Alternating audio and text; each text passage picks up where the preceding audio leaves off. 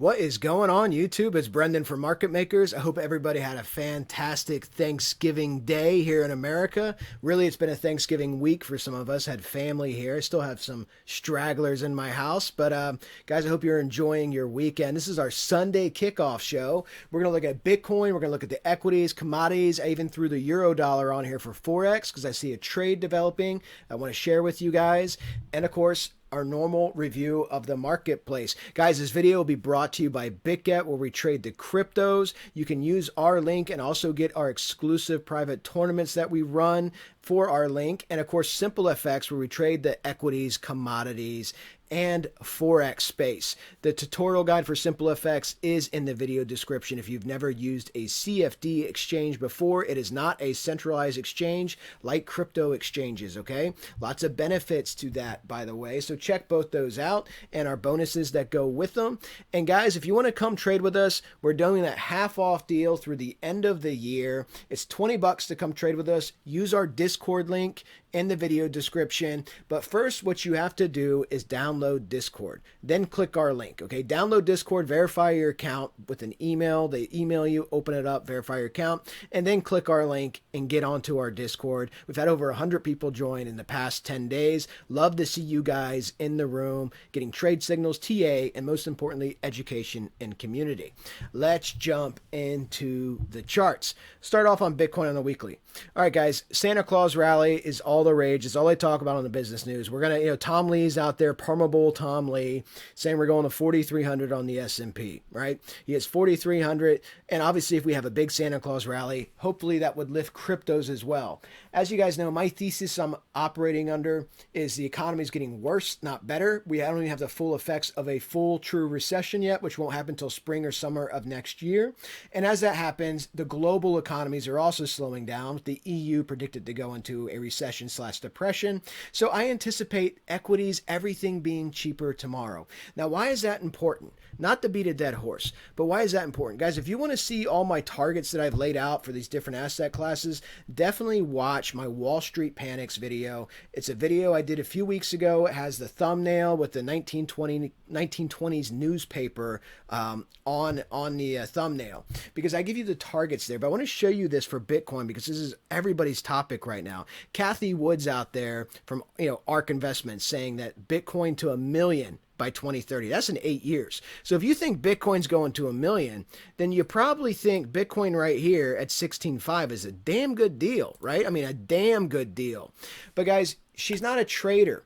And this is the thing I want you to understand. Lots of people who call themselves traders in this space don't understand macro market cycles at all, which is why I was able to give you this whole decline, including these massive trades, 48,266, which was a, 60 or 70% drop in the market, as well as giving you this trade the day before it happened, capturing a 28% down move in the marketplace, okay? So you have to understand this. And when we look at TA, guys, as a technical trader, we've talked about Dow theory. We've talked about Wyckoff's trading methodology, Gann concepts. A lot of people talk about Elliott wave. Well, before Elliott wave, Charles Dow was talking about wave theory. W.D. Gann in the early 1900s was using waves in his trading. So if we look at this from a Gann concept, okay, if we use our law of three wave pattern, you guys have seen me draw this many times. I'm just going to use an ABC tool for this, okay? Law of three wave pattern. And then we would have our ABC correction afterwards in a macro sense. But let's just look at this marrying some key Dow and Gann concepts, the natural halving and doubling in the marketplace. If we want to look at our blow off top, which is our all-time high. Okay, I know a lot of YouTubers thought this couldn't be the blow off top, even though this is a massive run up. And when you look at this, guys, it's kind of insane that you don't think this is a blow off top, because that is a 1,700% run up in the asset. 1,700% in less than 2 years, okay? In less than 2 years, you got 1,700%. So I don't know how you can think that's not a blow off top. And as you guys know, the S&P went up over 120%. The NASDAQ, the Russell, everything more than, more than 6x its normal return. 6x is normal single year return. So, it's just, this is a blow off top. Okay. That's my thesis anyway. This is a blow off top. So where's it going? Well, if you were just going to use simple fib retracement here, you guys have seen me use trend based fib to give you that 10.5 number. If you use a simple fib retracement, understanding that phi, the 1618, the golden ratio is where you're going to, 3851 here on the BITGET chart. Okay, 3851. Now, what's interesting about this, that's the 1618, again, the retracement from the blow off of this wave 3, okay, the third wave here in the ABC that we just drew. So this is 3851. Now, in Dow theory, if we talk about the natural halving and doubling in the marketplace, right, what's doubling? Well, that's be 100%. If you just go down to the pandemic low and just click your fib retracement, and you can see your 100% retracement is right on top of the 1618, the retracement from your blow off top. You see that? That's part of the reason why I believe you will have 3900, 3800 BTC. On top of that, guys, when the market was falling apart and everybody thought the world was ending, i.e. the pandemic, this is where Bitcoin found its long-term support. Now, why am I talking about this? Because again, we're at that price level where people are all over Twitter talking about selling their cars, emptying their bank account, buying here. And I don't care if I buy here at 16.5, they say, because even if it goes down to 10K, like some of these guys are predicting, or even 8K, I mean, we could go all the way back up to 70K. Guys, this is where understanding the macro market cycle is really important. If you look at the previous bubble cycles, if you look at 1989 Japan, that did real estate and equities at the same time in the largest bubble, back in 1989, they still to this day have not hit a new all-time high. After .com, we were more than a decade before we hit a new all-time high in the S&P and the NASDAQ. You have to understand this. Stanley Druckenmiller, who is a billionaire investor who averaged 30% returns for 30 years, says he doesn't see a new all-time high in the equities markets after they bottom for at least a decade. This number of 10 years, you're seeing some people throw it around now because that is the low end of how long you could stay suppressed depending how bad this pop is in this bubble. So just understand that. And the reason I'm stressing that to you guys in the crypto space is because I know a lot of you guys watch guys that don't understand this market cycle. And you could very well, if we do come down to, let's say, that 39.56 range, right? You come down into here, this could be your market right here, this area. Now, keep in mind, if you go from 4K to 16K, it's 400%, right? It's a 4X. So nobody's going to whine about making 400% on your money, but you could be in a confined range for years on Bitcoin. Years. So where you buy now matters, because if you buy here, you could be buying the top for the next couple of years. Because if Bitcoin does end up coming down to my target, you could just be trading between 4 and 10K for a period, 4 and 12, 4 and 15, 4 and 16. You don't know. We don't know because we don't have candles. These things haven't happened yet. We don't know how the conflict in Europe is going to end. We don't know what's going to happen with the 40 countries that have double-digit inflation. We don't know what's going to happen with the potential global recession that's coming. And we certainly don't know what the true effects are going to be of this recession the U.S. is getting next year. So because there's a lot of unknowns, but none of them are positive, that's the key difference. Then why not just buy here? Because nothing that I foresee, again, my thesis, not financial advice, nothing that I foresee in the next year is a positive catalyst to give me any reason to think 16 is the bottom for Bitcoin. Okay? Could be a tradable bottom. In other words, if Bitcoin does decide to wave up, we get a Santa Claus rally, come up to 23, 24. We're going to look on the daily for those key targets. Could be a tradable bottom. But ultimately, guys, this is coming back down, in my opinion. Been right this whole decline. I think I'm going to continue to be right because the market cycle has been playing out as I've laid it out to you guys. So just be aware of that. That's where I see Bitcoin going. 3,956, 3,800, down in that range, guys. Much, much lower than most people think that are putting out these videos now showing Bitcoin going to 100K next year. I just think that's ludicrous, and I think it's dangerous, and I think people are going to lose a lot of money. If we look at this on the daily time frame, guys, your key numbers that you need to watch. Is there going to be a Santa Claus rally for Bitcoin? If there is, what you need to flip is your 200 and 233 on the daily. Your 200 is at roughly 21.8. Your 233 is at roughly 24.5. Okay, it's the only two numbers you really need to care about for a big upside. Obviously, you can trade swings in smaller time frames. Obviously, this is that trade I gave you guys the day before it happened, the 28% drop here in Bitcoin. I don't see any particular trade here right now. It's extremely flat, as you guys can see. I don't see any key divergences yet or anything. I see a double top potentially printing here on the money flow, but nothing that was as pronounced as that divergence that we had for this trade setup that I give you. Look at this, the lower highs here in the MFI. This was a very easy trade, hitting pandemic levels of resistance here, 764 my fib fan. And so this is where we're at. Nothing here on Bitcoin sparking. Got to trade something now. I still like that resistance in smaller time scales of that 17.1, which is like the peak of this range here for the last few days. If you're going to take some smaller scalps, I've posted a couple scalp type trades at that range that have been good. But yeah, nothing major here as far as I see a big trade yet coming for Bitcoin. But let's go ahead and jump onto the DXY.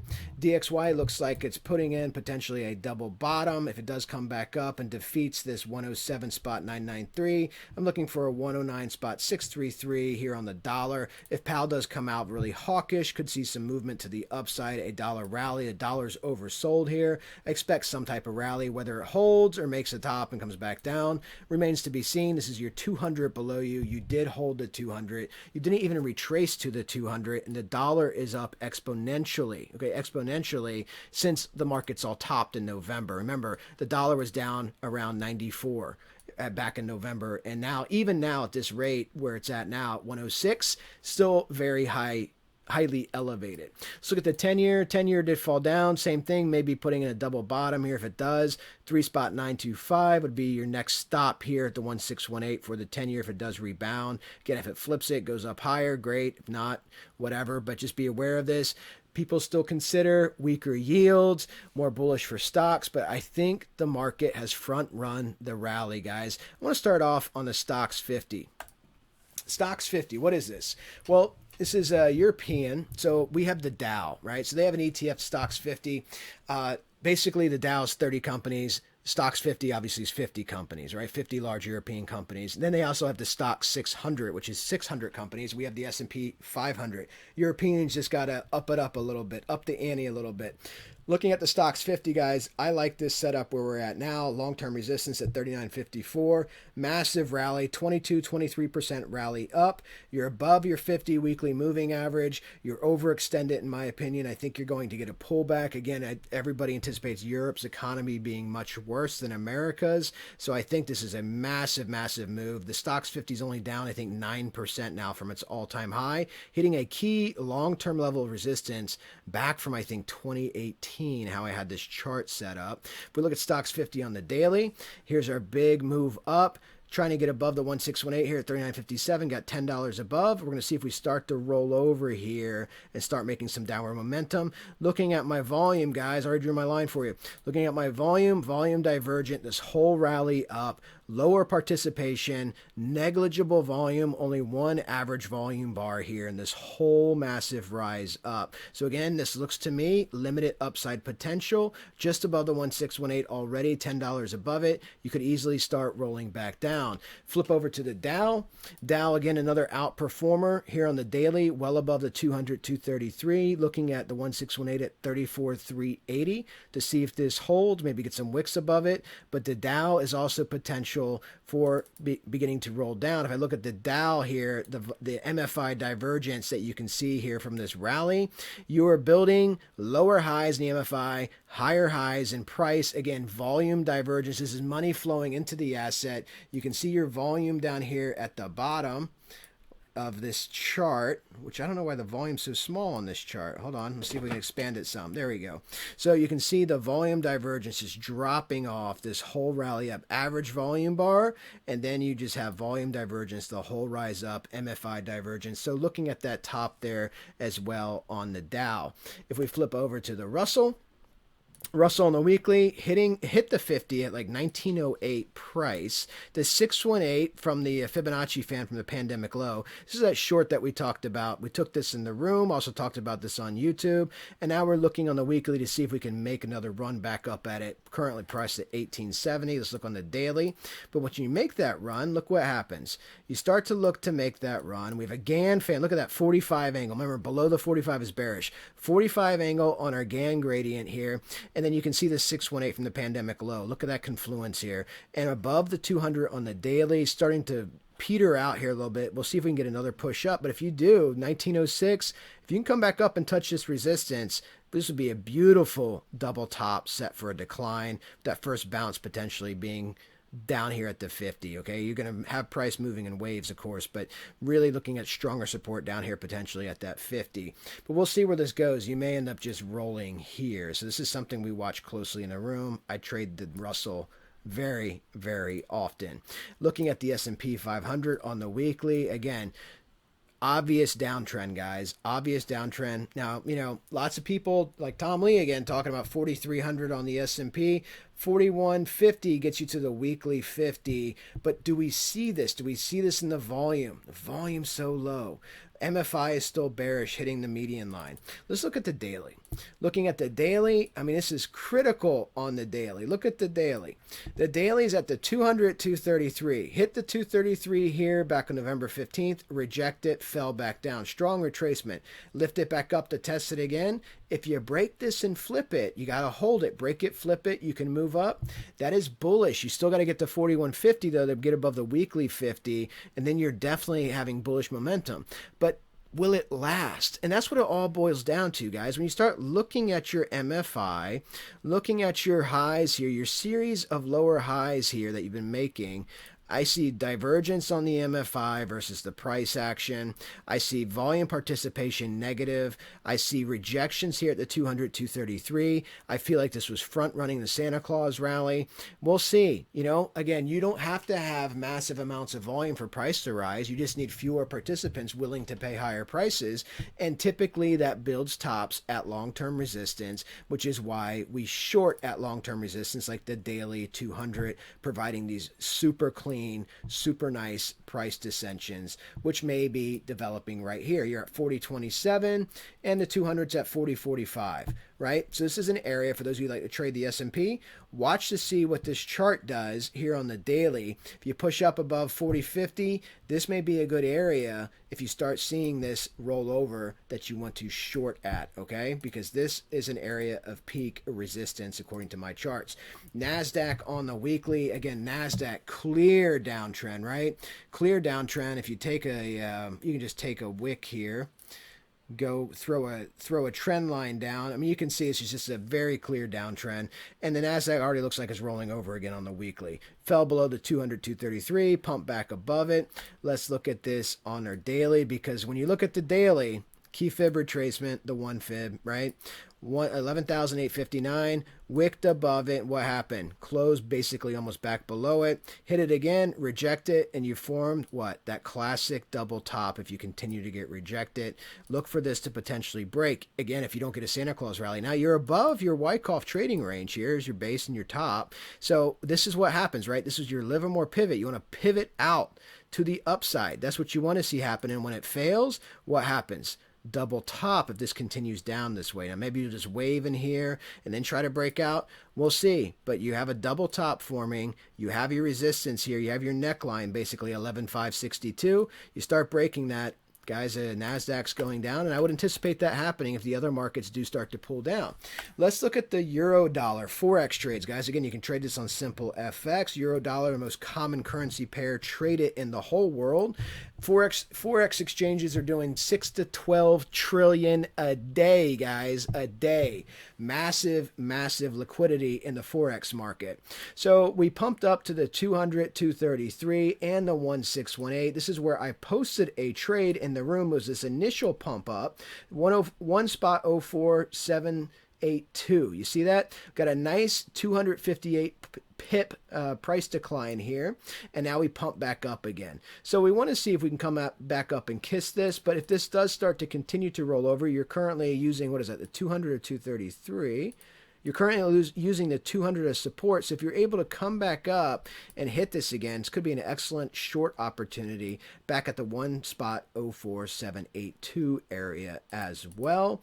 Or if you want to be more aggressive, I would watch the DXY, see if the DXY does start to move back up. If it does, you could potentially see the euro dollar rolling back down again. JP Morgan does have a 90-cent target, a spot 90 target on the euro dollar for the first half of 2023, which means this would be coming down a lot, guys. That would be the euro losing parity once again with the dollar. Again, based on the fact that the European Union member countries are going to be going through what they consider, most of the big banks consider, a much tougher recession/depression than America. But I think they're wrong. I think we're all going in towards the gates of hell. But if JP Morgan's right on this trade, by the way, massive profits in that trade, okay? Just to return to the lows from whence we came, let's just measure that out. Just measure this out. So they'll just take this candle. Let's just come down, somewhere around here. I mean, you're looking at 839 pips. Massive trade. If you guys aren't familiar with Forex, you trade Forex typically at high leverage unless you just have a massive whale account. Most common use leverage around the world is 100x. So that's what I trade Forex at, is about 100x. And just go, if you have a SimpleFX account, just plug that in for fun with what your normal trade size is, and you'll see what I'm talking about with the returns. Natural gas, guys. Natural gas had a big run above the 200, 233, spiked up, hit the 618, 747, came up, wick down, and this is what you want to watch on Nat Gas on the daily. Okay, you got your 200, 233 beneath you. If you come down to this, you want to come back up. Okay, if you come back up and you hit the same exact resistance at the 7.47 to 618 and start rolling back down, what do you think you're doing? You're making a double top. Now, commodities, in my opinion, is very tricky. I've said this many times. Just going to say it one more time. Commodities are tricky in this environment because of the conflict, because of all the different things countries are doing. So we have, winter coming in Europe. Nat gas prices should spike. Oil should spike, but because of the macro influences going on in the world with the U.S. dumping oil, not dumping oil, Saudi Arabia rumored to, OPEC rumored to add more barrels, and they quickly came back and said, we never said that. Lots of things are happening in the energy space, so just be very careful. It is highly volatile, okay?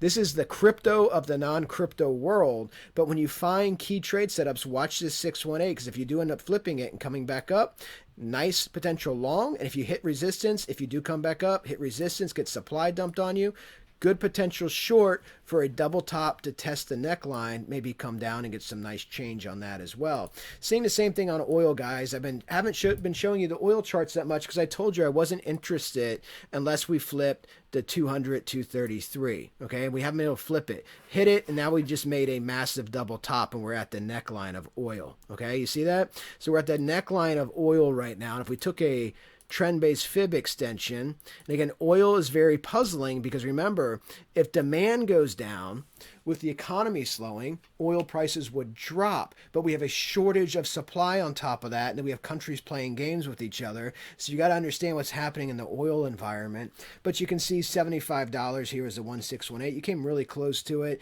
Looks like you may be coming back down to it, and then you're getting rejected up here at the $82 range at the 1 fib. So this is a great trading range. You don't need oil to move a lot to make a lot of money in oil. So you can check that out as well on Simple.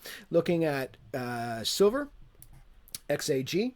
Silver, quick upside retracement here. If we look at, we're above the 200, 233 on the daily time frame here. 618 at 21.61. I think that's the 200. Yep, it's 200, 233. So we're holding those as support, which is good. 618, where we got rejected already, is 21.61. If you get above that, the 100% retracement, which is the peak of that first tower, 22.24. So again, this is going to move with the stocks. If stocks have a little bit more rally in them, you could see silver come up, okay? And this would be an excellent double top if stocks start to pull down. And if it doesn't, and this could be your top that you're forming right here for a rollover, you lose a 200, 233, and then you have your neckline, and of course you would be descending at that juncture, okay? And we can measure that. I just use a trend-based fib, measure this little double top here, for a projection to fix that, something like that. And that gives you 1618 18.98 would be my target if this did start breaking down from here. let's look at, and you do have a double top printing on your MFI, as you can see. So you can see it in the money flow. You can see it in the price action, the candles. Let's see what we got on gold. Gold's making the same chart. You see this? You got your double top forming. Your 200 in this case is higher up. You never tested it, but you have a double top forming here on the MFI as well. Negligible volume momentum, basically flat. So again, if the markets have more upside, watch for a test of that 200 at 17.99. If they don't, then watch for this to potentially roll over, giving you a disjointed small double top. And you can measure this a couple different ways. You just do a quick trend base fib off of this. We don't know if that would be the top, but 1618 would be 1665 if it did descend. All right, guys, hope you enjoyed this video. Definitely smash the like button, hit the subscribe button. Another video coming Tuesday. Talk to you guys soon. Have a good night, everybody.